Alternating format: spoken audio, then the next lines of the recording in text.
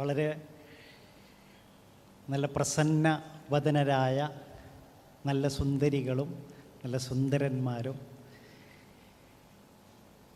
ഞാൻ MSMൻ്റെ ഒരു പ്രോഗ്രാമിന് ആദ്യമായിട്ടാണ് പങ്കെടുക്കുന്നത്.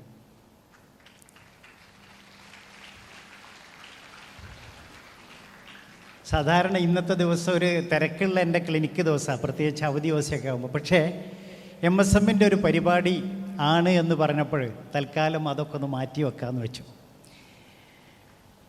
ഒരു സംഗതി,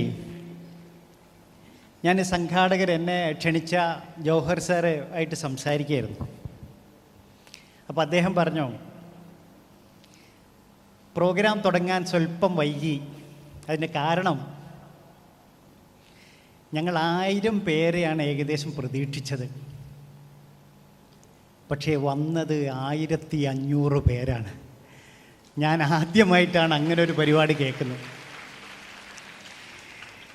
സാധാരണ സംഘാടകർ പ്രതീക്ഷിച്ചതിനേക്കാൾ കുറച്ച് ആളുകൾ വന്നതിൻ്റെ വെപ്രാളത്തിലുണ്ടാവുക. ഇന്ന് സംഘാടകർ ഓടി നടന്ന് വെപ്രാളപ്പെടുന്നത് അധികം ആളെ എങ്ങനെ അക്കോമഡേറ്റ് ചെയ്യുമെന്ന് ആലോചിച്ചിട്ടാണ്. ഈ പരിപാടി വിജയിച്ച് കഴിഞ്ഞിരിക്കുന്നു. എന്നെ ഏറ്റവും ആകർഷിച്ചത് എന്താണെന്നറിയോ മക്കളെ? ഈ പരിപാടി തുടങ്ങുന്നത് ഗസയിലെ കുട്ടികൾക്ക് ഐക്യദാർഢ്യം പ്രഖ്യാപിച്ചിട്ടാണ്. ഇതിനേക്കാൾ മഹത്തരമായ കൂടിച്ചേരൽ എന്താണുള്ളത്? അതിൻ്റെ അർത്ഥം സാക്ഷാത്കരിച്ചു കഴിഞ്ഞു. നിങ്ങൾ എൻ്റെ വിശപ്പ് മാറും മുമ്പ് എന്നെ വെടിവെക്കൂ, എൻ്റെ വിശപ്പ് മാറിയാൽ ഞാൻ വീണ്ടും യുദ്ധക്കളത്തിലേക്ക് പോയേക്കാം. എൻ്റെ വയറിന് നോക്കി നിങ്ങൾ വെടിവെക്കൂ, ആ വെടിയുണ്ടയുടെ വിശപ്പെങ്കിലും മാറിയെങ്കിലോ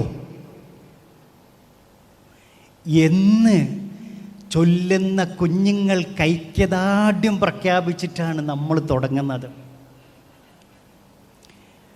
ഒരുപാട് നന്മയുള്ള നിങ്ങൾ ആ ഒരു പ്ലക്കാർഡ് ഇങ്ങനെ ഉയർത്തിപ്പിടിച്ചപ്പോൾ, ആ പ്രതിജ്ഞ ഇവിടെ പറഞ്ഞപ്പോൾ, നമ്മളുടെ പ്രാർത്ഥനകൾ ആ കുഞ്ഞുങ്ങളിലേക്ക്, ആ മനുഷ്യരിലേക്ക്, ആ മണ്ണിലേക്ക്, അവിടേക്ക് അല്ലാഹുവിൻ്റെ വാനലോകത്തേക്ക് ഉയർന്നപ്പോൾ അത് അല്ലാഹു കേൾക്കാതിരിക്കില്ല. റസൂൽ സല്ലല്ലാഹു അലൈഹി വസല്ലം അത് പുലരുക തന്നെ ചെയ്യുമെന്ന് പറഞ്ഞിട്ടുണ്ട്. ഇനി എൻ്റെ വിഷയം നിങ്ങൾക്കെല്ലാവർക്കും അറിയാം. നമ്മൾ ഇവിടെ കൂടിയിരിക്കുന്നത്, ഇവിടെ ഞാൻ നിങ്ങളോടൊരു ചോദ്യം ചോദിക്കട്ടെ. ഇവിടെ അഡിക്ഷൻ ഇല്ലാത്ത ആരെങ്കിലും ഉണ്ടോ? അല്ല, അഡിക്ഷൻ ഉള്ളവരാരെങ്കിലും ഉണ്ടോ? ആരെങ്കിലും ഉണ്ടെങ്കിൽ കൈവെക്കോ. അഡിക്ഷനുള്ള ആരുമില്ല അവിടെ? ശരിക്കും പൊങ്ങിയതാ? അല്ല ഇങ്ങനെ നിവർന്നതാ? അഡിക്ഷനുള്ള ആരും? ഞാൻ ഭയങ്കര നിരാശനാട്ടോ, ഭയങ്കര നിരാശനാണ്. കാരണം എന്താ അറിയോ? ഞാൻ ഭയങ്കര അഡിക്റ്റാ. ഇത്തരത്തിൽ നിങ്ങളെ കാണാനുള്ളൊരവസരമുണ്ട് എന്ന് പറഞ്ഞപ്പോൾ നിങ്ങളോടൊപ്പം കുറച്ച് സമയം ചെലവഴിക്കാൻ എൻ്റെ ഇന്നത്തെ എല്ലാ പരിപാടിയും മാറ്റിവെച്ച് നിങ്ങൾ എനിക്ക് അഡിക്ഷനാണ്. നിങ്ങൾക്ക് മനസ്സിലായോ? ജീവിതത്തിൽ പലതരത്തിലുള്ള അഡിക്ഷനുകളുണ്ട്.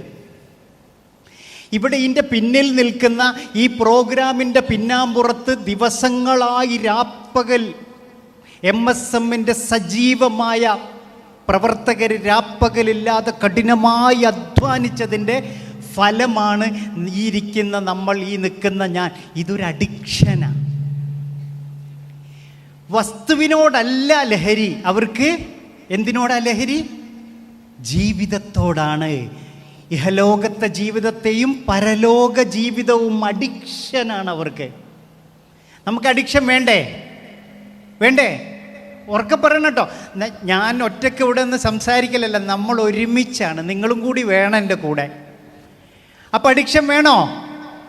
ഉറക്കെ പറയും. നിങ്ങൾ നല്ല ഉന്മേഷമുള്ള, നല്ല ചുറുചുറുക്കുള്ള ചെറുപ്പക്കാരികളും അഡിക്ഷൻ വേണ്ടേ? വേണം. എന്ത് തരത്തിൽ അഡിക്ഷനാണ് വേണ്ടത്, ഏത് അഡിക്ഷനാണ് വേണ്ടത് എന്നാണ് നമ്മൾ തീരുമാനിക്കേണ്ടത്. കരളു പങ്കിടാൻ വയ്യൻ്റെ പ്രണയമേ, പകുതിയും കൊണ്ടുപോയി ലഹരിയുടെ പക്ഷികൾ. ആര് പാടിയതാണെന്നറിയാമോ? ആര് പാടിയതാ? മലയാളത്തിലെ പ്രശസ്തനായ ഒരു കവി പാടിയതാണ്. കരളു പങ്കിടാൻ വയ്യൻ്റെ പ്രണയമേ, പകുതിയും കൊണ്ടുപോയി ലഹരിയുടെ പക്ഷികൾ. പ്രശസ്തനായ കവി അയ്യപ്പൻ്റെ വരികളാണ്. അയ്യപ്പൻ ഞാനുമായിട്ട് നല്ല സൗഹൃദം ഉണ്ടായിരുന്നൊരു കവി കൂടിയാണ്. അദ്ദേഹത്തിന് ജീവിക്കണം എന്നൊക്കെ ആഗ്രഹമൊക്കെ വായി ഞാനുമായിട്ടൊക്കെ ഒന്ന് ബന്ധപ്പെട്ട് മദ്യപാനമൊക്കെ ഒന്ന് നിർത്തണമെന്നൊക്കെ ആഗ്രഹമൊക്കെ പറഞ്ഞു. അങ്ങനെ ചികിത്സയൊക്കെ തുടങ്ങി. പക്ഷേ ചികിത്സ എടുക്കൂല, വഴിയിൽ വെച്ച് നിന്നു പോകും.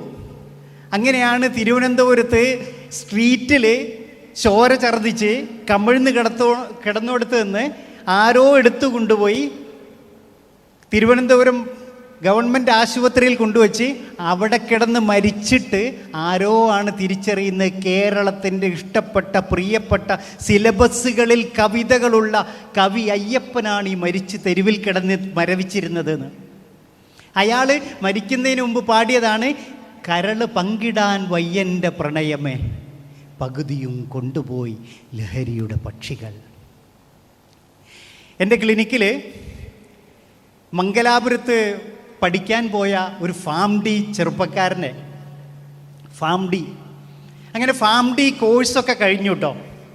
ഫാം ഡി കോഴ്സ് കഴിഞ്ഞ് അവൻ്റെ കോൺവൊക്കേഷൻ ഡേയുടെ അന്ന് അവൻ്റെ ഉമ്മയും ഉപ്പയും കൂടി അവനെ കൂട്ടാൻ ചെന്നു. അങ്ങനെ ആ കോൺവൊക്കേഷൻ ചടങ്ങ് ഇതുപോലെ മനോഹരമായ ഹാളിൽ വെച്ച് കോൺവൊക്കേഷനൊക്കെ കഴിഞ്ഞു. അവൻ്റെ ഉപ്പയും ഉമ്മയും വിദേശത്താണ്, ഗൾഫ് രാജ്യത്താണ്.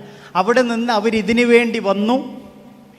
എന്നിട്ട് അവർക്ക് വിദേശത്ത് 3 ഫാർമസികളുണ്ട്. അപ്പോൾ ഇവനെ ഫാം ഡി ഒക്കെ കഴിഞ്ഞ് കഴിഞ്ഞാൽ അവനെ ഉത്തരവാദിത്വമൊക്കെ ഏൽപ്പിക്കാം, എന്നിട്ട് കുറച്ച് വിശ്രമ ജീവിതമൊക്കെ നയിക്കാം എന്നൊക്കെ വിചാരിച്ചിരിക്കാം. അങ്ങനെ കോൺവൊക്കേഷനൊക്കെ കഴിഞ്ഞ് പോരാൻ നേരത്ത് ബെഡൊക്കെ എടുത്തിട്ട്, ബെഡും പുസ്തകവും സംഗതികളൊക്കെ എടുത്തിട്ട് കാറിനുള്ളിൽ വെച്ചു. കാറിനുള്ളിൽ വെച്ച് ഇവൻ കയറാൻ നേരത്ത് പറഞ്ഞു, ഉമ്മ ഉപ്പ ഇന്ന് ഫ്രണ്ട്സൊക്കെ ആയിട്ട് ചില്ലാക്കാനാണ് പരിപാടി. അപ്പോൾ അതുകൊണ്ട് നാളെ ഞാൻ അങ്ങോട്ട് എത്താം. ഇന്ന് രാത്രി ഞങ്ങൾ ഫ്രണ്ട്സൊക്കെ 4.5 കൊല്ലം 5 കൊല്ലം ഇവിടെ സ്പെൻഡ് ചെയ്തില്ലേ, ഇന്ന് നൈറ്റും കൂടി ഞാൻ നാളെ അങ്ങോട്ട് വന്നേക്കാം. അങ്ങനെ ശരി, ഉപ്പയമ്മയെ കെട്ടിപ്പിടിച്ച് നെറ്റിയിൽ ഒരു ഉമ്മം കൊടുത്ത് അവൻ്റെ കോൺവൊക്കേഷൻ ചടങ്ങ് കഴിഞ്ഞ് എല്ലാ സംഗതികളും എടുത്ത് ഒരു വണ്ടിയിൽ വീട്ടിലേക്ക് തിരിച്ചു, നാട്ടിലേക്ക്, കോഴിക്കോട്ടേക്ക്, കേരളത്തിലേക്ക്. പിറ്റേ ദിവസം എത്താമെന്നാണ് അവൻ പറഞ്ഞത്. ആ മോൻ വാക്ക് തെറ്റിച്ചില്ല. അവൻ പിറ്റേ ദിവസം വൈകുന്നേരം 4:30 മണിയായപ്പോഴേക്കും 4:30 മണിയായപ്പോഴേക്കും ആ മകൻ ആ വീട്ടിലേക്ക് എത്തി. പക്ഷേ അത് ഒരു ആംബുലൻസിൽ ചേതനയറ്റ ശരീരമായിട്ടായിരുന്നു അവിടെ വന്നത്. അന്ന് വെളുപ്പിന് 3 മണിക്ക് 3:30 മണിക്കുമിടയിൽ അവൻ എന്ത് ചെയ്തു? അവൻ്റെ മുറിയിലെ ജനലിൽ അവൻ തൂങ്ങി ആത്മഹത്യ ചെയ്തു. അങ്ങനെ 5-ാമത്തെ ദിവസം അവൻ്റെ ഉമ്മയെ താങ്ങി പിടിച്ചുകൊണ്ട് കുറേ ആളുകൾ എൻ്റെ ക്ലിനിക്കിനകത്തേക്ക് കടന്നു വരിക. ആ ഉമ്മയോട് ഞാൻ എന്താ പറയേണ്ടത്? ആ ഉമ്മയെ ഞാൻ എന്ത് പറഞ്ഞാണ് സമാധാനിപ്പിക്കേണ്ടത്? ഈ കുഞ്ഞിൻ്റെ കാരണം അവൻ കഴിഞ്ഞ 3.5 വർഷമായി ലഹരിക്ക് അടിമപ്പെട്ടിരിക്കുകയായിരുന്നു. 3.5 വർഷമായി ലഹരി. ഈ ഉപ്പയെ അറിയണില്ല. ഇവൻ്റെ കോഴ്സൊക്കെ കഴിഞ്ഞ് വിദേശത്തേക്ക് കൊണ്ടുപോയി 3 ഫാർമസികളൊക്കെ ഏൽപ്പിച്ച് സ്വസ്ഥമായി കുട്ടിയുടെ കൂടെ ഇനി കുഞ്ഞുങ്ങളുടെ കുടുംബജീവിതമൊക്കെ ആസ്വദിച്ച് കഴിയാമെന്ന് വിചാരിക്കുമ്പോഴാണ് അവിടെ അസ്തമിക്കുന്നത്. വയനാട്ടിൽ നിന്ന് 56 വയസ്സായ ഒരു മനുഷ്യനെ കൊണ്ടുവരുന്നുണ്ട്. അവിടുത്തെ പരിസരത്തെ പോലീസ് സ്റ്റേഷനിലെ നോട്ടീസ് ബോർഡിൽ ഇദ്ദേഹത്തിൻ്റെ ഫോട്ടോ പതിച്ചിട്ടുണ്ട്. നാട്ടിൽ മുഴുവനും കുപ്രശസ്തന, മഹലിൽ നിന്ന് പുറത്താക്കിയതുപോലെയാണ്. ഉപയോഗിക്കാത്ത ഡ്രഗുകളൊന്നുമില്ല. എല്ലാ ലഹരി വസ്തുക്കളും കുത്തിവെച്ച കയ്യിലും കാലിലെയും പാടുകൾ കാണാം. ഈ മനുഷ്യനെ കൊണ്ടുവന്ന് +1 ഡിഗ്രി ഫസ്റ്റ് ഇയറും പഠിക്കുന്ന 2 പെൺകുട്ടികൾ ഉമ്മയും തൊട്ട അയൽവാസിയും സാമൂഹിക പ്രവർത്തകരും കൂടി ക്ലിനിക്കിലേക്ക് കൊണ്ടുവന്നു. അടുത്ത് കൊണ്ടുവന്ന് ഇരുത്തി. അവിടെ ഇരുത്തിയതിന് ശേഷം അവർ പുറത്തേക്ക് പോയതിന് ശേഷം എന്നോട് നേരത്തെ പറഞ്ഞിരുന്നു, ഇയാൾ അപകടകാരിയാണ്, ഒരുപാട് ക്രിമിനൽ കേസുകളിൽ ഉള്ള ആളാണ്, സംഗതി അയാൾ ഇത്ര വലിപ്പമുണ്ട്, എനിക്കിങ്ങനെ നോക്കണം, വലിയ ശരീരമാണ്, വലിയ കണ്ടാൽ തന്നെ പേടിയാവും. അങ്ങനെ ആ മനുഷ്യൻ്റെ കൂടെ ഞാൻ ക്ലിനിക്കിൽ ഒറ്റയ്ക്കിരുന്ന് ഞാൻ പറഞ്ഞു, നിങ്ങളൊക്കെ അപ്പുറത്തേക്ക് പോയിക്കോ. അയാളുടെ കൂടെ ഇരുന്ന് കുറച്ച് നേരം സംസാരിച്ച് ഭയങ്കര ഗൗരവത്തിൽ ഇങ്ങനെ ഇരിക്കുക. ജീവിതത്തെക്കുറിച്ച്, ജീവിതത്തിൻ്റെ അർത്ഥത്തെക്കുറിച്ച്, മനുഷ്യൻ്റെ പർപ്പസ് ഓഫ് ലൈഫ് എന്താണ്, മീനിങ് ഓഫ് ലൈഫ് എന്താണ്, ജീവിതത്തിൻ്റെ അർത്ഥം എന്താ, ഇനി എങ്ങോട്ടാണ് ഈ ജീവിതം ഇത്യാദി ഇദ്ദേഹത്തിനോട് കുറച്ച് ചില കാര്യങ്ങൾ സംസാരിച്ചു. അതിനുശേഷം അയാളുടെ കണ്ണും മുഖമൊക്കെ മാറി വരുന്നത് കണ്ടപ്പോഴേ ഞാനൊന്ന് പതിയെ അദ്ദേഹത്തിൻ്റെ അടുത്തേക്ക് പോയി. ഞാൻ എൻ്റെ കസേരയിൽ നിന്ന് എഴുന്നേറ്റിട്ട് അദ്ദേഹത്തിൻ്റെ അടുത്തേക്ക് വന്നു. അപ്പോൾ അദ്ദേഹം ഇങ്ങനെ കസേരയിലിരിക്കുക. ഞാൻ അദ്ദേഹത്തിൻ്റെ കണ്ണിങ്ങനെ നിറഞ്ഞു വരുന്നത് കണ്ടു. ഞാൻ ഇദ്ദേഹത്തിനെ ഇങ്ങനെ എൻ്റെ നെഞ്ചോട് ചേർത്ത് ഇങ്ങനെ അമർത്തി പിടിച്ചു. ഇയാളൊരു പൊട്ടൽ പൊട്ടി ഇങ്ങനെ കുലുങ്ങുന്നത് കണ്ടു. ഞാൻ ചോദിച്ചു, എന്താ സംഭവിക്കുന്നത് മനസ്സിലായില്ല. അദ്ദേഹം ഒരു അലറല് പോലെ ഒരു കരച്ചിലാണ്. ഈ കരച്ചിൽ കേട്ട് ശബ്ദം പുറത്തേക്ക് വന്നപ്പോൾ വേഗം മോളും ഉമ്മയും കൂടി ഓടി വന്ന് വാതിൽ തുറന്നിട്ട് അവർക്ക് പേടിയായി. കരച്ചിൽ അവരോടി സാധാരണ വന്നാൽ കേൾക്കാൻ കരച്ചിൽ ആരുതാന്നറിയോ? അവർ പ്രതീക്ഷിക്കുന്ന കരച്ചിൽ ഞാൻ കരയുന്നതെന്നാ. കാരണം സാധാരണ എങ്ങനെയാണ് സംഭവിക്കുക? ഉപ്പ കരയണത് ജീവിതത്തിൽ ഇന്നേ വരെ മോള് കണ്ടിട്ടില്ല. പൊട്ടിക്കരയും, അലറിക്കരയും. ഞാൻ പറയും, നിങ്ങൾ പോയിക്കോളൂ, ഞാൻ ആയിക്കോളാം. അവർ വിചാരിച്ച് ഞാൻ കരയാ, എന്നെന്തോ ചെയ്തതാണ്. ആ മനുഷ്യൻ പൊട്ടിക്കരയാ. ആ മനുഷ്യൻ ഇന്ന് വയനാട്ടിൽ ഒരു പള്ളിയിലെ മഹല്ലിലെ സജീവാംഗമാണ്. ആ മനുഷ്യൻ ഇന്ന് വയനാട്ടിൽ നല്ല ഒരു കൃഷിക്കാരനാണ്. ആ മനുഷ്യൻ ആ മൂത്ത മകളുടെ കല്യാണത്തിന് എന്നെ മുഖ്യ അതിഥിയായിട്ട് അവിടെ ക്ഷണിച്ചു. ഇന്നൊരു നല്ല മനുഷ്യനായിട്ട് അദ്ദേഹം അവിടെ ജീവിക്കുന്നുണ്ട്. അപ്പോൾ എന്നോട് അവിടുത്തെ മഹല്ലിലെ സെക്രട്ടറി ഒരു ദിവസം വിളിച്ചു വെച്ചു, സർ, ഈ ചങ്ങാതിനെ ഞങ്ങൾ 6 സ്ഥലത്ത് ട്രീറ്റ്മെൻറ്റിന് കൊണ്ടുപോയിട്ടുണ്ട്, എന്ത് മരുന്നാണ് സാർ അവന് കൊടുത്തത് എന്ന് ചോദിച്ചപ്പോൾ ഞാൻ പറഞ്ഞു, ആ മരുന്ന് നിങ്ങളുടെ നാട്ടിലും പറിച്ചാൽ കിട്ടുന്നൊരു മരുന്നാണത്. ആ മരുന്ന് നിങ്ങളുടെ വീട്ടുമുറ്റത്തൊക്കെ ഉണ്ട്, അതെന്താണെന്നറിയോ? അപ്പോൾ ആൾ ചോദിച്ചു, അതെന്ത് മരുന്നാണ്? അപ്പോൾ ഞാൻ പറഞ്ഞു, നിങ്ങൾ ആ സ്നേഹമെന്ന് പറയുന്ന മരുന്ന് അദ്ദേഹത്തിന് നിറച്ചു കൊടുക്കുക. വേദനിക്കുന്ന ഹൃദയത്തെ നിങ്ങൾ ചേർത്ത് പിടിക്കാൻ സാധിച്ചാൽ അത്ര നല്ല മരുന്ന് ഒരു ഫാർമസിയിലുമില്ല. ആ മരുന്ന് മാത്രമേ ഞാൻ കൊടുത്തിട്ടുള്ളൂ, ഒരു അത്ഭുതവും ചെയ്തിട്ടില്ല. മനസ്സിലാക്കപ്പെടുക എന്ന് പറയുന്നത് മാത്രമേ അവിടെ ചെയ്തിട്ടുള്ളൂ. നമ്മൾ ലഹരിയിലേക്ക് അടിപ്പെടുന്ന, ഇപ്പം നമ്മൾ ഒരുപാട് ലഹരി കൊണ്ട് അടിപ്പെട്ട കേസുകൾ എൻ്റെ ക്ലിനിക്കിൽ വരാറുണ്ട്. ഈ അടുത്ത് എന്നെ വേദനിപ്പിച്ചൊരു കേസ്, 2 പെൺകുട്ടികൾ, ആദ്യം ഒരു പെൺകുട്ടിയാണ് കൊണ്ടുവന്നത്. കുട്ടിയുടെ ടീച്ചറും വന്നിട്ടുണ്ട്, ഉമ്മയും വന്നിട്ടുണ്ട്, ജ്യേഷ്ഠത്തിയും വന്നിട്ടുണ്ട്. എന്നിട്ട് ആ ടീച്ചർ ആ ഉമ്മയും എന്നോട് അവളുടെ വിഷമം എന്താ പറഞ്ഞതെന്നറിയാമോ? ഈ കുട്ടി നല്ല മിടുക്കിയായ കുട്ടിയാണ്, നിങ്ങളെയൊക്കെ പോലെ തലയിലൊക്കെ വളരെ ഇതേപോലെയാട്ടോ അവൾ ഡ്രസ്സൊക്കെ ഇട്ട് എൻ്റെ അടുത്ത് വന്നിരുന്നത്. നല്ല മഫ്തയൊക്കെ ഇട്ട് മക്കനെയൊക്കെ ഇട്ട് നല്ല അതബിൽ വന്നിരുന്നു. കുറച്ച് ദിവസങ്ങളായിട്ട് അവൾ ക്ലാസ് ശ്രദ്ധിക്കുന്നില്ല. 2 മൊബൈൽ ഫോൺ അവൾ എറിഞ്ഞു പൊളിച്ചു.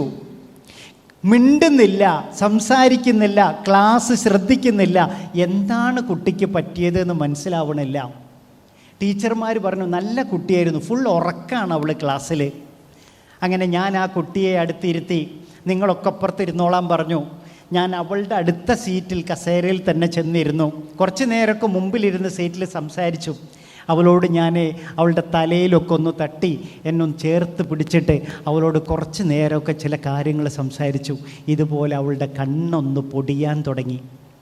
അവളുടെ കണ്ണിൽ നിന്ന് കണ്ണുനീര് വീഴാൻ തുടങ്ങി. എന്നോട് പറഞ്ഞ്, ഈ ഉമ്മയും പറഞ്ഞു, ഉത്താത്തയും ടീച്ചറും പറഞ്ഞു, സാറേ ഒരക്ഷരമോളെ വായിന്ന് വീഴൂലട്ടോ, ഒന്നും ഓള് പറയൂലെന്ന്. അപ്പോൾ ഞാനും വിചാരിച്ചു, പടച്ചോനെ ഒന്നും പറഞ്ഞില്ലെങ്കിൽ നമുക്കൊരു രക്ഷയില്ലല്ലോ. അങ്ങനെ ചേർത്ത് പിടിച്ച് കുറച്ച് കഴിഞ്ഞപ്പോൾ കണ്ണീരുറ്റി വീണ കുട്ടിയോട് ഞാൻ മുഖത്ത് ചോദിച്ചിട്ട് ഞാൻ കണ്ണുനീര് തുടച്ചിട്ട് ചോദിച്ചു, തലയിലൊന്ന് തട്ടിയിട്ട് എന്ത് പറ്റി മോളെ? അവൾ കഥ പറയാൻ തുടങ്ങി. അവളൊരു കഥ പറയാൻ തുടങ്ങി. രാത്രി 11:30 മണിയാവുന്ന സമയത്ത് വീടിൻ്റെ മുകളിലെ നിലയിൽ നിന്ന് പതിയെ ഇരുമ്പ് കോണിയിലൂടെ പതുക്കെ അവൾ താഴേക്ക് പുറത്തേക്ക് ഇറങ്ങും. പുറത്തിറങ്ങിയിട്ട് റോട്ടിലേക്ക് എത്തിയാൽ ഒരു മാവുണ്ട്. ആ മാവിൻ്റെ ചോട്ടിൽ ഒരു 11:45 ആവുമ്പോഴേക്കും ഒരു കാറ് വരും. ആ കാറിനകത്ത് ഈ 9ാം ക്ലാസ്സുകാരി മോള് കയറും. ആ കാർ ഏകദേശം 1.5 കിലോമീറ്റർ അപ്പുറത്തുമ്പോഴേക്കും അവളുടെ കൂട്ടുകാരി അടുക്കള വാതിൽ പതിയെ തുറന്ന് പുറത്തേക്കിറങ്ങും. അടക്കി വെച്ചിട്ട് പതിയെ വരും, ഈ കാറിൽ കയറും. വണ്ടി പുറപ്പെടും. വണ്ടി വരുന്നത് ഈ ജില്ലയിൽ നിന്നാണ്. വണ്ടി വരുന്നത് കോഴിക്കോട് ജില്ലയിലേക്കാണ്. വണ്ടി പോകുന്നത് വയനാട് ജില്ലയിലേക്കാണ്. വയനാട് ചുണ്ടയിൽ എന്ന് പറയുന്ന സ്ഥലം വരെ എത്തിയിട്ട് വണ്ടി തിരിച്ചു വരും. ഞാനിത് അറിയുമ്പോഴേക്കും ഈ കഥ തുടങ്ങിയിട്ട് 1.5 വർഷമായി. 1.5 വർഷം. എല്ലാ ദിവസവുമല്ല, പല ദിവസങ്ങളിൽ ഇവരുടെ രാത്രി സഞ്ചാരം നടന്നുകൊണ്ടിരിക്കുകയാണ്. ഞാൻ മോളോട് ചോദിച്ചു, മോളെ, ആ രാത്രി നേരം വെളുക്കുന്നതിന് മുമ്പ് 4:30 മണി 5 മണി സമയമാവുമ്പോഴേക്കും വീട്ടിൽ ഇവർ വന്ന് തിരിച്ചു കയറും.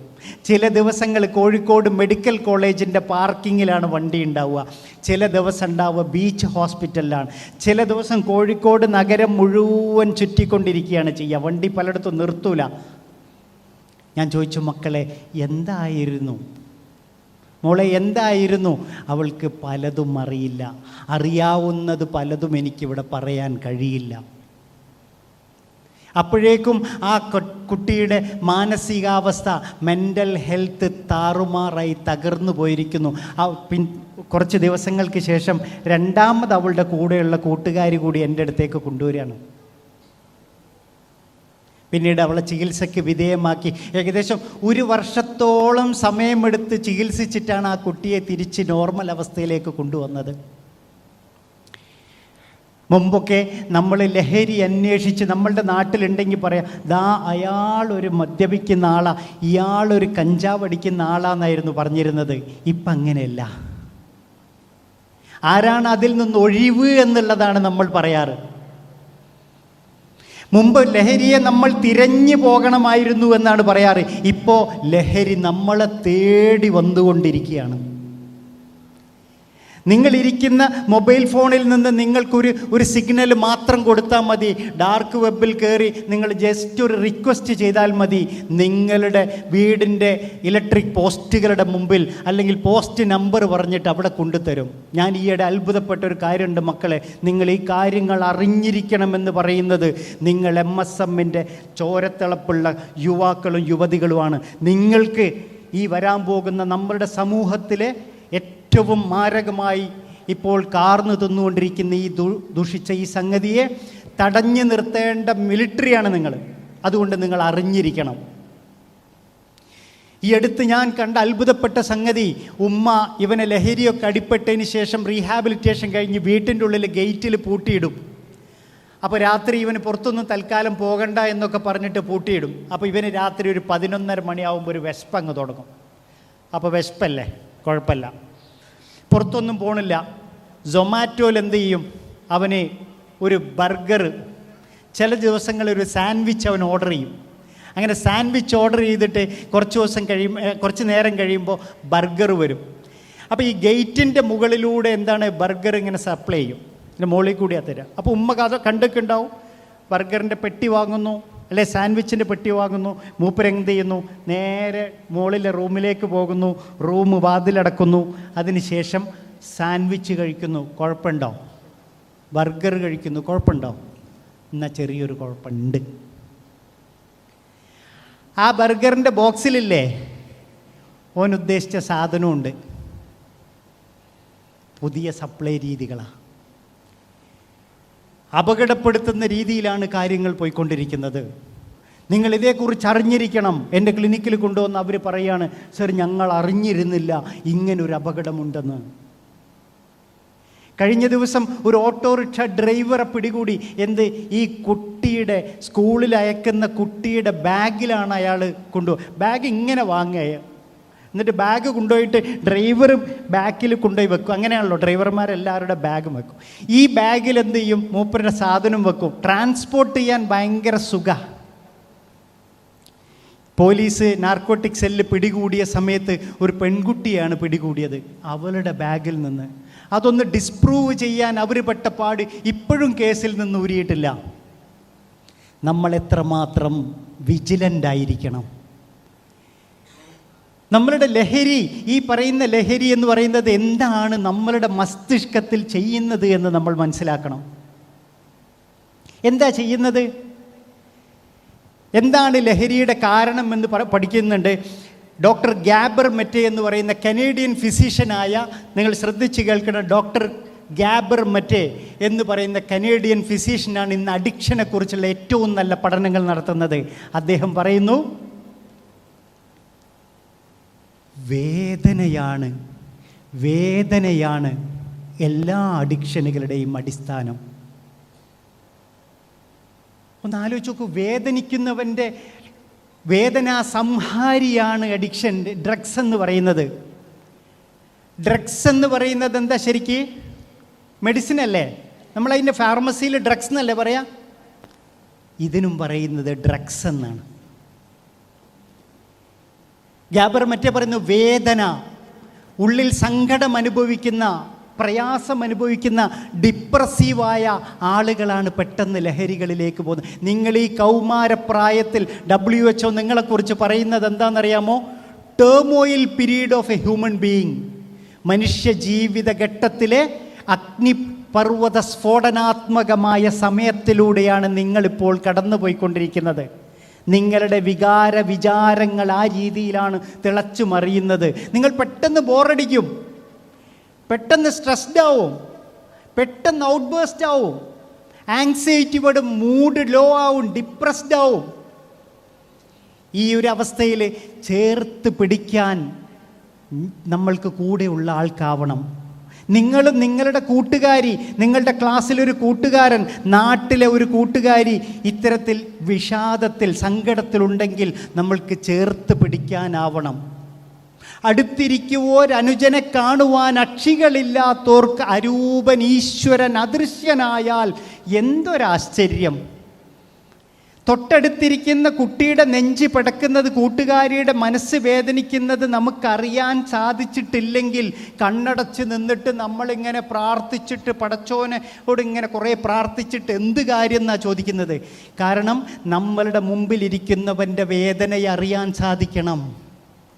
നമ്മുടെ ഉമ്മയുടെ, നമ്മളുടെ ഉപ്പയുടെ വേദനയെ, സങ്കടത്തെ, അനുജൻ്റെ, അനുജ്യേഷ്ഠത്തിയുടെ, അനിയത്തിയുടെ വേദനയെ നമുക്കറിയാൻ സാധിക്കണം. അതറിയാതെ നമ്മൾ കണ്ണടച്ച് നിന്നിട്ട്, നമ്മൾ തഹജ്ജുദ് നിസ്കരിച്ചിട്ട്, നമ്മൾ സുന്നത്ത് നമസ്കരിച്ചിട്ട് കാര്യമുണ്ടോ?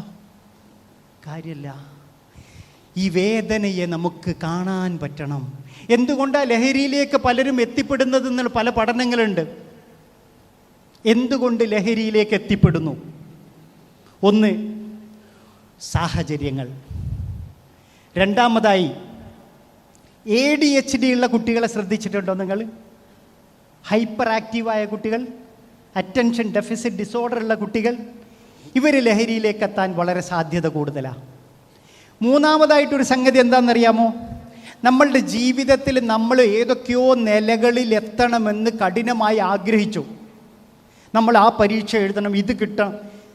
നിരന്തരമായ ജീവിത പരീക്ഷണങ്ങളിലെ പരാജയങ്ങൾ നമ്മളെ ദുഃഖിതരാക്കുന്നു. മറ്റൊരു സംഗതി എന്താണെന്നറിയാമോ? നമ്മൾ മറ്റുള്ളവരുടെ പ്രതീക്ഷക്കനുസരിച്ച് നമ്മളുടെ ജീവിതത്തിൽ എത്താൻ പറ്റാതെ വരുമോ എന്ന ഭയം. നമ്മൾ പലപ്പോഴും നമുക്കുള്ളതാണ്. നമ്മൾ മറ്റുള്ളവരുടെ പ്രതീക്ഷക്കൊത്ത് നമുക്ക് ഉയരാൻ സാധിക്കുമോ, വലിയ ലെവലിൽ നമുക്ക് എത്താൻ സാധിക്കാതെ വരുമ്പോൾ നമ്മൾ നിരാശരാകും. നിങ്ങൾ ഒരിക്കലും നിരാശരാവരുത്. നമ്മൾ മറ്റുള്ളവരുടെ താരതമ്യത്തിലല്ല. നമുക്ക് നമ്മളെ ഈ ലോകത്ത് കോമ്പറ്റീഷൻ ആരാ? നിങ്ങൾക്ക് നിങ്ങളുടെ തൊട്ട ക്ലാസ്സിലുള്ള കുട്ടിയല്ല, നിങ്ങളുടെ സഹോദരിയല്ല, സഹോദരനല്ല നിങ്ങളുടെ കോമ്പറ്റീഷൻ. നിങ്ങൾ ആരോടാ മത്സരിക്കേണ്ടത്? നിങ്ങൾ നിങ്ങളോടാണ് മത്സരിക്കേണ്ടത്. നിങ്ങളുടെ കഴിഞ്ഞ കാല പെർഫോമൻസിൻ്റെ മുകളിലാണ് നിങ്ങളുടെ പെർഫോമൻസ് ഉണ്ടാവേണ്ടത്. നിങ്ങളുടെ കോമ്പറ്റീഷൻ നിങ്ങളോടാണ് ഉണ്ടാവേണ്ടത്. ഈ ആങ്സൈറ്റിയും ഡിപ്രഷനും ഇത്തരം സംഗതികളിലേക്കും പോകുന്നതിൻ്റെ ഒരു പ്രധാന കാരണത്തെ പറ്റിയിട്ട് മനഃശാസ്ത്രജ്ഞർ ഒരു പഠനം നടത്തിയിട്ടുണ്ട്. എന്താണെന്നറിയാമോ? നിങ്ങൾക്ക് സ്വപ്നങ്ങളുണ്ടാവണം. സ്വപ്നങ്ങളുണ്ടാവണം. എങ്ങനത്തെ സ്വപ്നമാണ്? ഉറങ്ങുമ്പോഴുണ്ടാവുന്ന സ്വപ്നമാണോ? എങ്ങനത്താണ്? ഉറക്കം പറയും. ഉറക്കം കെടുത്തുന്ന സ്വപ്നം. ഈ സ്വപ്നമുള്ള ഒരാൾക്കാണ് എന്തുണ്ടാവുക? ലക്ഷ്യമുണ്ടാവുക. സ്വപ്നമുള്ള ആൾക്ക്, നിങ്ങൾക്കൊക്കെ കേട്ടോ, ഓരോരുത്തരും ശ്രദ്ധിക്കണേ, ജീവിതത്തിൽ നിങ്ങൾക്ക് നല്ല ഉറക്കം കെടുത്തുന്ന സ്വപ്നമുണ്ടാവുമ്പോൾ നിങ്ങൾക്കൊരു ലക്ഷ്യമുണ്ടാവും. ലക്ഷ്യമുള്ള ഒരാൾക്ക് എന്തുണ്ടാവും?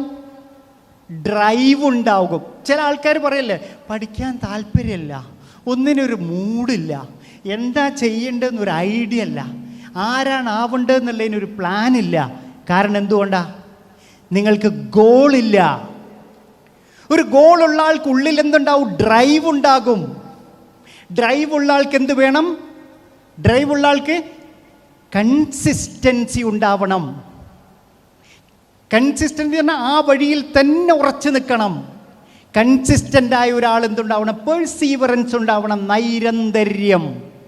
നമ്മളിപ്പോൾ നിങ്ങളോടെല്ലാവരും, നമുക്ക് ഈ ഡ്രൈവ് ഉണ്ടാവുന്ന എങ്ങനെയെന്ന് ഞാൻ പറഞ്ഞല്ലോ. നിങ്ങളോടെല്ലാവരോടും പറയാണ്, നാളെ രാവിലെ നമ്മൾ 5 മണിക്ക് ബസ് വരും, നമ്മളെല്ലാവരും ഊട്ടിയിലേക്ക് ടൂറ് പോവുകയാണ് എന്ന് നമ്മൾ പറഞ്ഞാൽ, ഊട്ടിയിലേക്ക് 5 മണിക്ക് പുറപ്പെടുക എന്ന് പറഞ്ഞാൽ, നിങ്ങൾ സാധാരണ ദിവസം സ്കൂളില്ലാത്ത ദിവസങ്ങൾ 9 മണിക്കും 10 മണിക്കും മുട്ടി വിളിക്കണം. നിങ്ങൾ രാവിലെ 4 മണിക്ക് അങ്ങോട്ട് എണീച്ച് റെഡിയായി, ഉമ്മ പോണ്ടേ, നമ്മൾ ഉമ്മാനേക്കാളും മുമ്പ് എണീക്കും.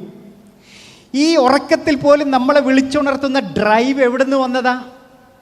നമുക്ക് പാഷനേറ്റ് ആയിട്ടുള്ള ഊട്ടി നമ്മൾ ഗോൾ സെറ്റ് ചെയ്തപ്പോൾ നമുക്ക് ഡ്രൈവ് ഉണ്ടായി, പോകണം. നിങ്ങളുടെ ജീവിതത്തിലും ഇതുപോലെ നിങ്ങൾക്ക് ഗോള് സെറ്റ് ചെയ്തിട്ടുണ്ടോ? എനിക്ക് ഇന്നതാവണം, ഒരു ജഡ്ജ് ആവണം, എനിക്കൊരു സൈക്കോളജിസ്റ്റ് ആവണം, എനിക്കൊരു ഡോക്ടർ, എനിക്കൊരു എൻജിനീയർ, എനിക്കൊരു സയൻറ്റിസ്റ്റ് ആവണം, എനിക്കൊരു സോഷ്യൽ വർക്കർ.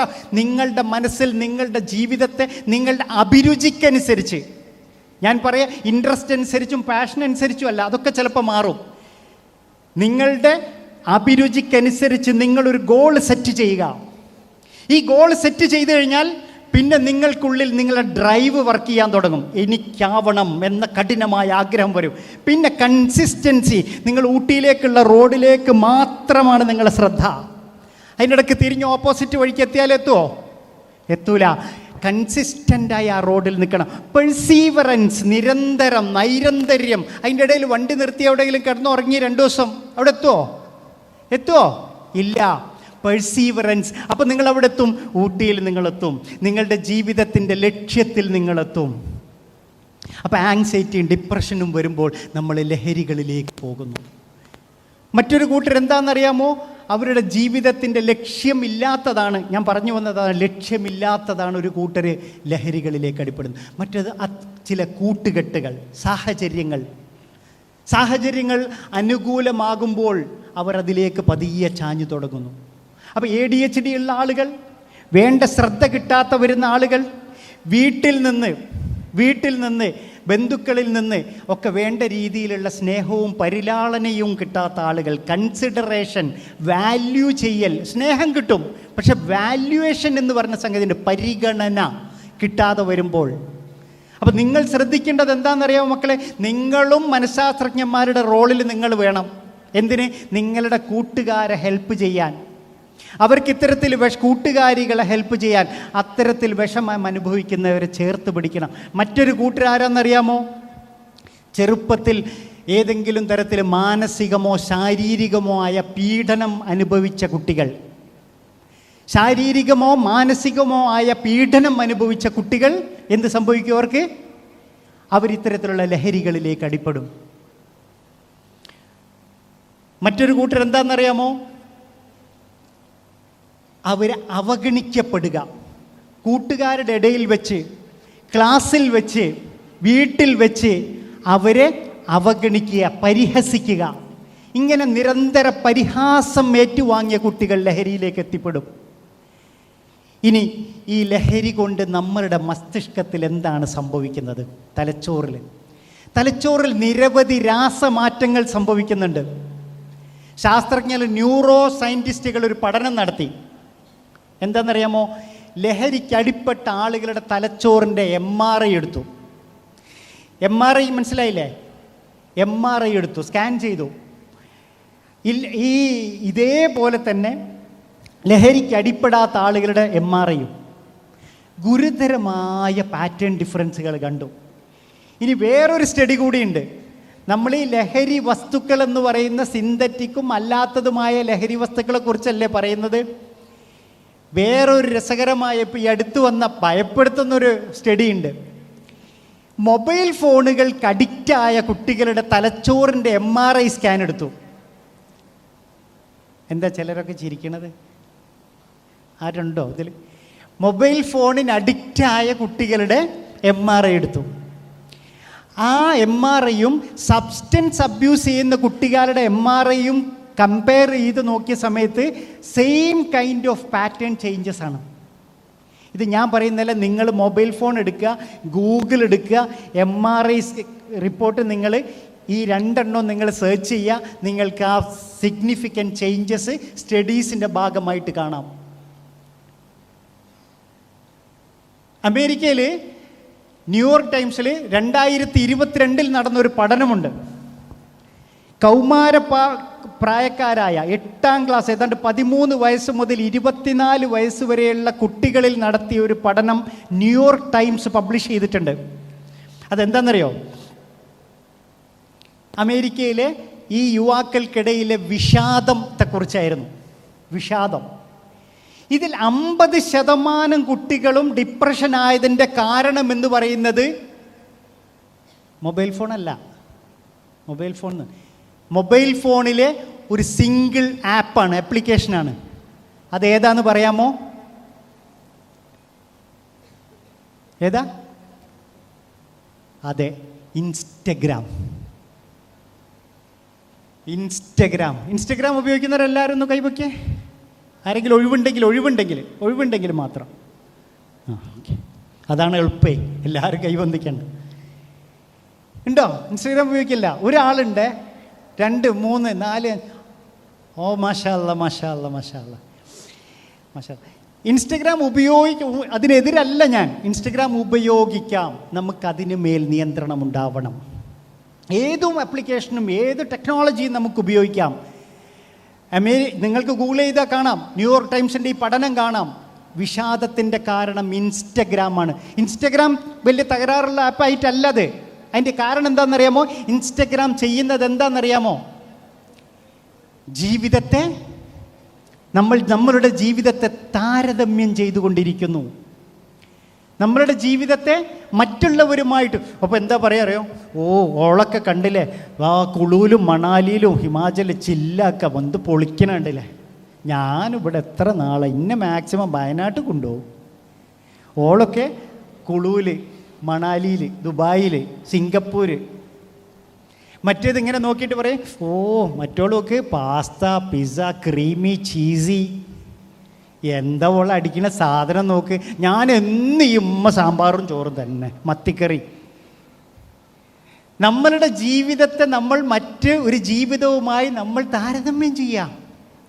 അവൾ ആണ്ടിലൊരിക്കലും ആയുസ്സിലൊരിക്കലും ഓൾ ഹിമാചലിൽ പോയിട്ടുള്ളൂ, കുളുവിലും മണാലിയും പോയിട്ടുള്ളൂ. ഓൾ അതിൻ്റെ ഫോട്ടോ ഇങ്ങനെ ഇടയ്ക്കിടയ്ക്ക് ഇങ്ങനെ ഇട്ടുകൊണ്ട് വെക്കും.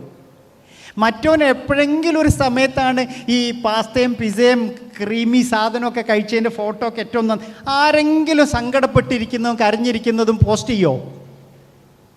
നഷ്ടപ്പെട്ടു, ഞാൻ എക്സാമിൽ ഫെയിലായി എന്നൊക്കെ പറഞ്ഞിട്ട് ആരും ഇടൂല. നമ്മളെ ലൈഫിൻ്റെ കളറ് മാത്രം എന്ത് ചെയ്യുക? നമ്മളിങ്ങനെ പോർട്രേറ്റ് ചെയ്യുക. നമ്മൾ ഒരാളെ കണ്ടു കഴിയുമ്പോൾ ആർട്ടിഫിഷ്യൽ ഇൻ്റലിജൻസിൻ്റെ ഒപ്റ്റിമൈസേഷൻ എങ്ങനെ ചെയ്യുക? ഒന്ന് കണ്ടു കഴിഞ്ഞാൽ അടുത്തോൻ്റെ കുളു കാണിക്കും, പിന്നത്തോൻ്റെ മണാലി കാണിക്കും, മറ്റോൻ്റെ ക്രീമി ചീസി ബട്ടർ ബണ്ണ് കാണിക്കും. എന്നിട്ട് ഇങ്ങനെ ഒലിക്കുന്നത് ഇത് കാണുമ്പോൾ നമ്മളെ കണ്ണിന്ന് ഇങ്ങനെ ഒലിക്കും. സങ്കടം തീർത്താൽ തീരൂല. ഈ കമ്പാരിസനാണ് നമ്മളുടെ ജീവിതം ദുഃഖമുണ്ടാക്കുന്നത് ഞാൻ മാത്രം ഇങ്ങനെ ആയിപ്പോയി, എനിക്കൊരു ഹാപ്പിനെസ്സും ഇല്ല, എൻ്റെ ലൈഫ് മാത്രം ഇങ്ങനെ ഇവിടെ ഇങ്ങനെ ഇതിൻ്റെ ഉള്ളിൽ കുടുങ്ങിപ്പോയി. ആക്ച്വലി നമ്മൾക്ക് ഒരുപാട് ബ്ലെസ്സിങ് ഉണ്ട്. മനുഷ്യൻ്റെ ജീവിതത്തിൽ ഏറ്റവും വലിയ സന്തോഷം എന്ന് പറയുന്നത്, റസൂൽ സല്ലല്ലാഹു അലൈഹി വസല്ലം കുറേ സഹാബികൾ ഇരിക്കുന്ന കൂട്ടത്തിലാണ് ചോദിച്ചത്, നിങ്ങളുടെ കൂട്ടത്തിൽ ഏറ്റവും വലിയ സമ്പന്നനാരാണെന്ന് അറിയാമോ? അപ്പോൾ ഇങ്ങനെ കുറേ ആൾക്കാരെ പേര്, വലിയ വലിയ സമ്പന്നരായ സഹാബിമാരെ പേരൊക്കെ അങ്ങനെ പറഞ്ഞു. അപ്പോൾ റസൂൽ അതൊന്നുമല്ല, നമ്മളറിയാത്ത പൈസക്കാരൻ മുതലാളി ആരാ, കോടീശ്വരൻ ആരാന്നിങ്ങനെ അങ്ങനെ ഇവർ ആലോചിക്കുക.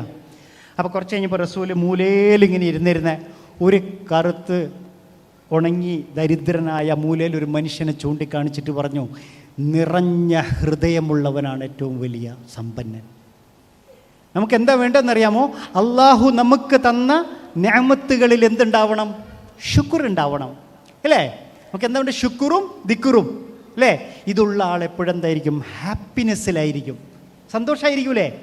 കാരണം എനിക്ക് പടച്ച തമ്പുരാന്, ഞാൻ 200 കുഞ്ഞുങ്ങളുടെ ബുദ്ധിമാന്യമുള്ള, സെറിബ്രൽ പാൾസിയുള്ള, ഓട്ടിസമുള്ള, മെൻ്റലി റിട്ടാർഡേഷനുള്ള കുഞ്ഞുങ്ങളുടെ ഒരു പിതാവാണ് ഞാൻ. എത്ര കുട്ടികൾ? 200 ചില്ലാൻ കുട്ടികൾ. എനിക്ക് 200 ചില്ലാൻ കുട്ടികൾ. അവർക്ക് ചിലർക്ക് കണ്ണ് കാണൂല, ബുദ്ധിമാന്യം, cerebral palsy, complete bedridden ആയിട്ട് ഇങ്ങനെ കിടക്കുന്ന കുട്ടികൾ 200 എണ്ണത്തിന്. അപ്പം ആലോചിച്ച് നോക്കൂ, സ്വന്തം വിശപ്പറിയില്ല, വേദന പറയാനറിയില്ല, സങ്കടം പറയാനറിയില്ല, സ്നേഹം മാത്രമുള്ളൂ, നടക്കാൻ വയ്യ, കിടക്കാൻ വയ്യ, ഇങ്ങനത്തെ ഒരുപാട് കുഞ്ഞുങ്ങൾ. നമ്മളൊന്ന് ആലോചിച്ച്, നമ്മളുടെ കണ്ണ് അള്ളാഹു തന്നതിന് എത്ര ആൾക്കാർ പഠിച്ച, ഈ റൂമിലിരിക്കുന്നതിൽ എത്ര ആൾക്കാർ റബ്ബിനോട്, പഠിച്ച തമ്പുരാൻ എനിക്ക് ഈ കണ്ണ് തന്നല്ലോ റബ്ബേ, ഈ കണ്ണിന് അൽഹംദുലില്ലാ എന്ന് കണ്ണിന് മാത്രമായിട്ട് ശുക്ർ പറഞ്ഞ അൽഹംദുലില്ലാ പറഞ്ഞ എത്ര ആളുണ്ട്? കണ്ണിന് മാത്രം കേട്ടോ, കണ്ണിന് മാത്രം ഹോൾസെയിൽ അൽഹംദുലില്ലാ നമ്മൾ പറയലുണ്ട്. കണ്ണിന് നമ്മൾ പറയുന്നത്, കണ്ണിന്, എൻ്റെ തലച്ചോറിന്, അഥവാ ഓർമ്മ നിൽക്കുന്ന ബുദ്ധിശേഷിയുള്ള, അനലറ്റിക്കൽ പവറുള്ള തലച്ചോറ് തന്ന തമ്പുരാനെ അൽഹംദുലില്ലാ. കേൾവി ശക്തി ഇല്ലാത്ത എത്ര കുഞ്ഞുങ്ങൾ എനിക്കുണ്ടെന്നറിയോ?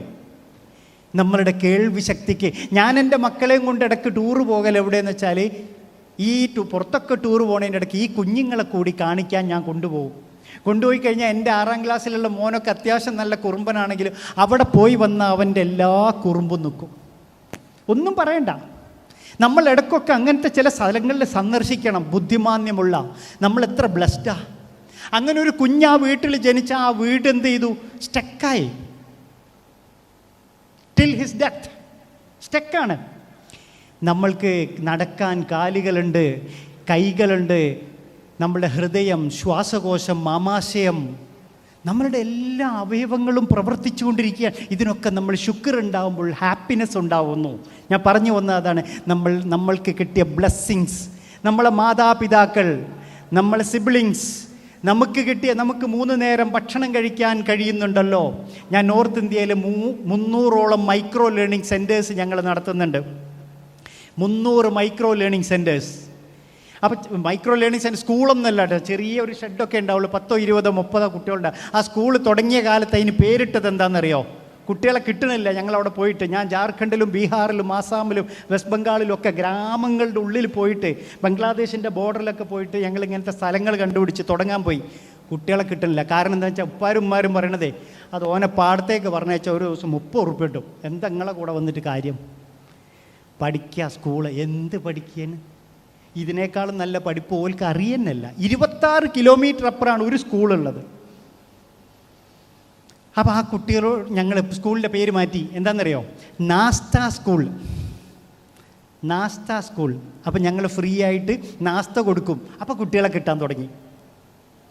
നമ്മളൊന്ന് ആലോചിച്ച് നോക്ക്, ഒരു ദിവസത്തിൽ ഒരു നേരം സൗജന്യമായിട്ട് ഭക്ഷണം. അന്ന് ഞങ്ങൾ മക്കളെ അയക്കാട്ടോ.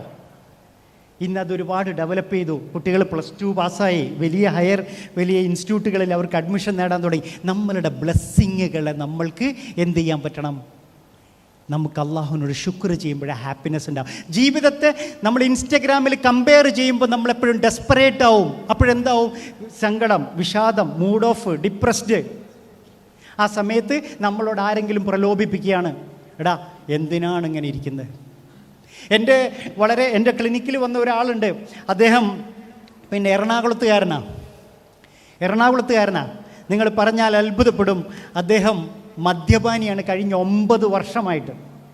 2 വർഷം മുമ്പത്തെ കഥയാണേ. 9 വർഷം മദ്യപാനിയായ ആളെ പഠിച്ചു കഴിഞ്ഞപ്പോൾ അയാൾ എറണാകുളം ജില്ലയിൽ ഒരു പള്ളി നിർമ്മിച്ച ആളാണ്. പള്ളിക്ക് ഏറ്റവും പൈസ ചെലവാക്കിയ ആൾ, പള്ളിയുടെ ഓരോ പണിക്കും പിന്നെ വെള്ളം നനയ്ക്കുകയും അതിൻ്റെ കൺസ്ട്രക്ഷന് മുഴുവൻ നേതൃത്വം കൊടുത്ത് പൈസ ഏറ്റവും കൂടുതൽ ചെലവാക്കിയ മനുഷ്യനാണ് 9 കൊല്ലം മദ്യപാനിയായിട്ട് ട്രീറ്റ്മെൻറ്റിന് വരുന്നത്. ഞാൻ ചോദിച്ചു എന്ത് പറ്റിയതാ? ആ വല്യമ്മാനെ കണ്ടിട്ട് എനിക്ക് ഭയങ്കര സങ്കടമായി. ഞാൻ പറ്റിയത് എന്തായിരുന്നു എന്നറിയോ സംഭവം? ഇദ്ദേഹത്തിൻ്റെ വാപ്പാനോട് ഭയങ്കര ഇഷ്ടമായിരുന്നു. ഒരു ദിവസം വാപ്പ മരിച്ചു. മരണപ്പെട്ട വിഷമം ഈ മനുഷ്യന് താങ്ങാൻ പറ്റാതെ 4-ാമത്തെ ദിവസം വീട്ടിൻ്റെ ഉള്ളിലിരുന്ന് കരയുന്ന സമയത്ത് അദ്ദേഹത്തിൻ്റെ ഒരു കൂട്ടുകാരൻ വീട്ടിലേക്ക് ഇദ്ദേഹത്തിനെ വരികയാണ്. ആശ്വസിപ്പിച്ചു, തോളിലോ കൈയിട്ട് സമാധാനിപ്പിച്ച് കെട്ടിപ്പിടിച്ചിട്ട് പറഞ്ഞ്, ഇടാ നീ എന്തിനെങ്ങനെ വിഷമിച്ചിരിക്കുന്നത്, എല്ലാം മനുഷ്യന് മരിക്കൂലെന്നൊക്കെ പറഞ്ഞ് നമ്മൾ ആശ്വസിപ്പിക്കുന്ന പോലെ ആശ്വസിപ്പിച്ചു. എന്നിട്ട് നീ ഇങ്ങനെ ഇരിക്കല്ലേ, നീ വണ്ടി വാക്ക്, നമുക്കൊന്ന് പുറത്ത് പോയിട്ട് വരാം. അങ്ങനെ പുറത്ത് കറങ്ങാൻ പോയി രാത്രി ഒരു സന്ധ്യാസമയം ഒരു 7-7:30 മണിയായ സമയത്ത് മൂപ്പര് ഇരുട്ടുള്ളൊരു മുറിയിലേക്ക് കൂട്ടിക്കൊണ്ടുപോയി. അങ്ങനെ ഈ പാവവും കയറി ചെന്നു. പള്ളി കമ്മിറ്റിൻ്റെ കാര്യപ്പെട്ട ആൾ. അങ്ങനെ മൂപ്പര് ഇതെന്താ സ്ഥലം, ഇരുട്ടാണുള്ളത് മൊത്തം. പറഞ്ഞു, അത് നീ ഇവിടെ ഇരിക്കുക, നീ സമാധാനത്തിൽപ്പെട്, എൻ്റെ വിഷമം ഉള്ളിന്ന് കുറേ പോകും. ഞാനൊരു ചെറിയൊരു സംഗതി ഓർഡർ ചെയ്തിട്ടുണ്ട്, ഇപ്പോൾ വരും, അതൊന്ന് ലേശം ഒന്ന് കുടിച്ചാൽ മതി, എൻ്റെ ടെൻഷനൊക്കെ ഒന്നും. പടച്ചോനെ ഞാനില്ല, ഇതെവിടെ കുത്തിയിരിക്കണത്, എനിക്ക് പറ്റൂല, എനിക്ക് വീട്ടിൽ പോകണം. നീ ഇരിക്കടാ അവിടെ, നിന്നോടുള്ള സ്നേഹം കൊണ്ടല്ലേ ഞാൻ നിന്നെ കൂട്ടിക്കൊണ്ടുവന്നത്. ശ്രദ്ധിക്കണേ, നിന്നോടുള്ള സ്നേഹം കൊണ്ട് നീ വേദനിച്ചപ്പോൾ, നീ കരഞ്ഞപ്പോഴല്ലേ ഞാൻ കൂട്ടിക്കൊണ്ടുവന്നെന്നാണ് ചോദിക്കണേ. അപ്പോൾ അയാൾ സ്നേഹം കൊണ്ട് അവിടെ ഇരുന്ന് ലേശം കഴിച്ചാൽ മതി. സ്നേഹമാണേ, ലേശം കഴിച്ചിട്ടുള്ളൂ. ആ ലേശം കഴിക്കൽ അയാൾക്ക് തോന്നുകയാണ് എൻ്റെ ജീവിതത്തിലെ സങ്കടത്തിന് പകരം വെക്കാനുള്ള മരുന്ന് എൻ്റെ മസ്തിഷ്കത്തിലേക്ക് ഇതാണ്. അത് അന്നത്തെ ദിവസം സുഖമായിട്ട് കിടന്നുറങ്ങി. 4 ദിവസത്തിന് ശേഷം വാപ്പ മരിച്ചിട്ട് ഉറങ്ങുന്നതന്ന പിറ്റേ ദിവസവും ഉറക്കം വരുന്നില്ല, ഓർമ്മയായി മരുന്നിനെ പറ്റി. വീണ്ടും അദ്ദേഹം മറ്റവനെ വിളിച്ചു, നീ ഒന്ന് വരുവോടാ, 12 മണിയായി, എന്തേ ഇന്നലത്തെ ആ മരുന്ന് കുറച്ച് കിട്ടുമോ? ആ മദ്യപാനം 9 കൊല്ലം കൊണ്ട് ഗുരുതരമായ മദ്യപാനമായി മാറി. അയാൾക്ക് എറണാകുളത്തുള്ളൊരു ഷോപ്പിംഗ് കോംപ്ലക്സ് ഉണ്ട്, ചെറിയ കോംപ്ലക്സ്. 75,000 രൂപ മാസം വാടക കിട്ടും. ആ വാടക മുഴുവൻ തൊട്ടടുത്തുള്ള ബാറിലേക്ക് ഡയറക്റ്റ് പേയ്മെൻറ്റാണ്. അങ്ങനെയാണ് എൻ്റെ അടുത്ത് വരുന്നത്. ഇന്ന് അൽഹംദുലില്ലാ അദ്ദേഹം നല്ലൊരു മനുഷ്യനായി. അദ്ദേഹത്തിൻ്റെ മകൻ്റെ കല്യാണമാണ് അടുത്ത മാസം. ഞാൻ എറണാകുളത്ത് കല്യാണത്തിന് ഇൻഷാ അല്ലാഹ് പോകണമെന്ന് വിചാരിക്കുന്നുണ്ട്. നമ്മൾ മനസ്സിലാക്കേണ്ടത്, ചിലപ്പോൾ നമ്മളോട് സ്നേഹത്തിൻ്റെ രൂപത്തിലാണ് അത് വരിക. സ്നേഹത്തിൻ്റെ രൂപത്തിൽ നമ്മൾ ചേർത്ത് പിടിക്കുന്ന രൂപത്തിലാണ് വരിക. നമ്മളുടെ തലച്ചോറിൽ 4 ന്യൂറോ ട്രാൻസ്മിറ്റേഴ്സുകളുണ്ട്. 4 positive neuro transmitters. ഏതൊക്കെയാണെന്ന് പറയാൻ പറ്റുമോ? പെൺകുട്ടികൾ പറയും, ബോയ്സ് പറയാൻ പറ്റുമോ? ഹാപ്പിനെസ്സിനൊരു ഹോർമോൺ ഉണ്ട്, ഒരു സെക്രീഷൻ ഉണ്ട്. എന്താണെന്നറിയോ? ഡോപ്പമൈൻ, ഒരാൾ പറഞ്ഞു, സെറട്ടോണിൻ, എൻഡോർഫിൻ, ഓക്സിറ്റോസിൻ. എവിടെ നിന്നൊക്കെ കേൾക്കുന്നുണ്ട്. Positive neuro transmitters. ഹാപ്പിനെസ്സിനെ കൂട്ടുന്ന സെറട്ടോണിൻ നമ്മളുടെ തലച്ചോറിൽ ഹാപ്പിനെസ്സിനെ കൂട്ടും. ഹാപ്പിനെസ്, ഈ സെറട്ടോണിൻ ഇല്ലെങ്കിലോ ഹാപ്പി അല്ല. അപ്പോൾ എന്താ സംഭവിക്കുന്നത്? നമ്മളുടെ ഡോപ്പമിൻ എന്ന് പറയുന്ന നമ്മളെ ഡ്രൈവ് ഉണ്ടാക്കുന്ന തലച്ചോറിലെ സെക്രീഷൻ, അല്ല അവിടെ സൃഷ്ടിച്ച് വെച്ച ആ സെക്രീഷനില്ലേ, ഈ സെക്രീഷൻ എന്ത് ചെയ്യും? സ്റ്റിമുലേറ്റ് ചെയ്യും ഡ്രഗ്സ്. അപ്പോൾ നമ്മളിങ്ങനെ കൂടും, നമുക്ക് ഓണാവും, സങ്കടമൊക്കെ പോയി നമ്മൾ ഹാപ്പി ആവും. അപ്പോൾ ശ്രദ്ധിക്കണേ, ഇങ്ങോട്ട് ശ്രദ്ധിക്കണം. അപ്പോൾ സെറട്ടോണിൻ സ്റ്റിമുലേറ്റ് ചെയ്യുമ്പോൾ ഇതിങ്ങനെ കൂടും. അപ്പോൾ ഇതില്ലാതാവുമ്പോൾ എന്തായി? താന്നു. വീണ്ടും സ്റ്റിമുലേറ്റ് ചെയ്യുമ്പോൾ കൂടും, പിന്നെ ഡൗൺ ആവും. അപ്പോൾ തലച്ചോറിൽ എന്താ കൂടുക എന്നറിയാമോ? Cortisol and adrenaline. ഈ 2 കെമിക്കലുകൾ, സ്ട്രെസ്സിൻ്റെയും ആങ്സൈറ്റിയുടെയും ഡിപ്രഷൻ്റെയും ഹോർമോണുകൾ തലച്ചോറിൽ കൂടും. ഇത് കൂടുമ്പോൾ നമ്മൾ ടെൻസ്ഡ് ആവും, ഡിപ്രഷനിലേക്കൊക്കെ പോകും. ഇത് കൃത്രിമമായിട്ടാണ് നമ്മൾ എന്ത് ചെയ്യുന്നത്? ലഹരികൾ കൊണ്ട് നമ്മൾ സബ്സ്റ്റിറ്റ്യൂട്ട് ചെയ്യുന്നത്. മക്കളെ, നിങ്ങൾ മനസ്സിലാക്കണം, ഈ തലച്ചോറിലുണ്ടാവുന്ന ഈ രാസമാറ്റങ്ങൾ നമ്മളുടെ സ്വഭാവത്തെ ഗുരുതരമായി ബാധിക്കുന്നു. ഇന്ത്യയിൽ മാത്രം ഒരു മിനിറ്റിൽ, എയിംസിൻ്റെ പഠനമാണ്, ഒരു മിനിറ്റിൽ 57 പേരാണ് ലഹരി കൊണ്ട് മരിക്കുന്നത്. 57 പേര്. ഞാനിവിടെ നിന്ന് സംസാരം തുടങ്ങിയതിന് ശേഷം എത്രയോ മനുഷ്യർ, ഒരു 10, 500, 1000 മനുഷ്യരിപ്പോൾ മരിച്ചു കഴിഞ്ഞു ഇന്ത്യയിൽ മാത്രം. 45 ലക്ഷം കുട്ടികളാണ് കഴിഞ്ഞ 4 വർഷം കൊണ്ട് ലഹരിയിലേക്ക് പുതിയതായി വന്നത്. 45 ലക്ഷം. 10 കോടി മനുഷ്യരാണ് ലഹരിക്ക് അടിപ്പെട്ടിരിക്കുന്നത്. ഇന്ത്യയിലെ മൊത്തം സാമ്പത്തികമായ സംഗതികളിൽ ഏകദേശം സായുധ പ്രതിരോധത്തിനാണ് ഏറ്റവും കൂടുതലെങ്കിൽ, രണ്ടാമത് മെഡിസിൻ ആണെങ്കിൽ, മൂന്നാമത് ലഹരിക്ക് വേണ്ടിയാണ്. 1.6 ലക്ഷം കോടി രൂപയാണ് ഏകദേശം സ്പെൻഡ് ചെയ്യുന്നത്. നമ്മളിത് തകർത്ത് കളയുകയാണ്. നമ്മളുടെ ബുദ്ധിശക്തിയെ, കോഗ്നിറ്റീവ് എഫിഷ്യൻസിയെ തകർത്ത് കളയുക. നിങ്ങളുടെ ഓർമ്മശക്തി കുറഞ്ഞു പോകും. നിങ്ങളുടെ ശ്രദ്ധ കേന്ദ്രീകരിക്കാനുള്ള നിങ്ങളുടെ കഴിവിനെ അത് നശിപ്പിച്ച് കളയും. ബുദ്ധിപരമായ എല്ലാ ശേഷിയും തകർക്കും. ഹൃദയ സംബന്ധമായ രോഗങ്ങളുണ്ടാക്കും. ലൈംഗികമായ ഒരുപാട് തകരാറുകൾ ഉണ്ടാക്കും. ഒരു മനുഷ്യനെ തകർക്കാൻ ഇത്രമാത്രം മാനസികമായി, ശാരീരികമായി തകർക്കാൻ ഇത്ര കെൽപ്പുള്ള, കരുത്തുള്ളൊരു സംഗതി വേറെയില്ല. അതുകൊണ്ട് നിങ്ങളെല്ലാവരും ഇതിൻ്റെ കാവലാളായി മാറണം.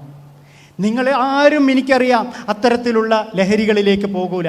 അപ്പോൾ സാധാരണ കുട്ടികൾ സ്കൂളിൽ പറയും, ഒരു സിഗരറ്റിനൊക്കെ വലിക്കുന്നവർ ഒന്ന് വലിച്ചു നോക്കടാ, ഒരു പഫ് എടുത്ത് നോക്കടാ, ഇത് പഫ് എടുക്കാണ്ട് എന്ത് ആൺകുട്ടിയാടാ എന്നൊക്കെ ചോദിക്കും. WHO പറയാണ്, smoking is a gateway to all addictions. എല്ലാവിധ ലഹരികളിലേക്കുമുള്ള ഗേറ്റാണ് സ്മോക്കിംഗ്. അതുകൊണ്ട് നമ്മൾക്ക് ഈ അഡിക്ഷൻ്റെ ഗേറ്റ് ചെറിയ സ്മോക്കിങ്ങിൽ നിന്നാണ് തുടങ്ങുക. അപ്പോൾ വേദനയുള്ളവർ പരസ്പരം സഹകരിച്ച് ചേർത്ത് പിടിച്ച്, നേരത്തെ ഇവിടുത്തെ കഴിഞ്ഞ വർഷത്തെ MSMൻ്റെ സംസ്ഥാന സമ്മേളനത്തിൻ്റെ ലോഗോ, പഞ്ച് ലൈൻ പോലും വേദത്തിലേക്കെന്നാണ്. ഞാൻ പറയുന്നത്, നിങ്ങളോടും എനിക്ക് പറയാനുള്ളത്, നമ്മളുടെ വേദനകളിൽ നിന്ന് വേദനയിലേക്ക് നമുക്ക് തിരിച്ചു പോകാൻ സാധിക്കട്ടെ. സ്പിരിച്വാലിറ്റി ജീവിതത്തെ ലഹരിയായി മാറ്റാൻ സാധിക്കണം. വസ്തുക്കളുടെ ലഹരികളിൽ നിന്ന് ഇഹലോകത്തെയും പരലോകത്തെയും ജീവിതത്തെ, തമ്പുരാന്, റബ്ബിന്, റസൂലിനെ, നമുക്ക് ഈ ജീവിത പന്ഥാവിനെ നമുക്ക് ലഹരിയാക്കാൻ സാധിക്കട്ടെ. MSMൻ്റെ ഈ കൂട്ടായ്മ, ഈ പരിശ്രമം അള്ളാഹു സ്വീകരിക്കുമാറാവട്ടെ. നിങ്ങൾ എന്നെ ശ്രവിച്ചിരുന്ന എല്ലാ കൂട്ടുകാർക്കും എല്ലാവിധ സ്നേഹങ്ങളും പ്രാർത്ഥനകളും അർപ്പിച്ചുകൊണ്ട് എൻ്റെ വാക്കുകൾ നിർത്തുന്നു. വാഹിർ ദഅ്വാന അൽഹംദുലില്ലാഹി റബ്ബിൽ ആലമീൻ. അസ്സലാമു അലൈക്കും വറഹ്മത്തുള്ളാഹി വബറകാതുഹു.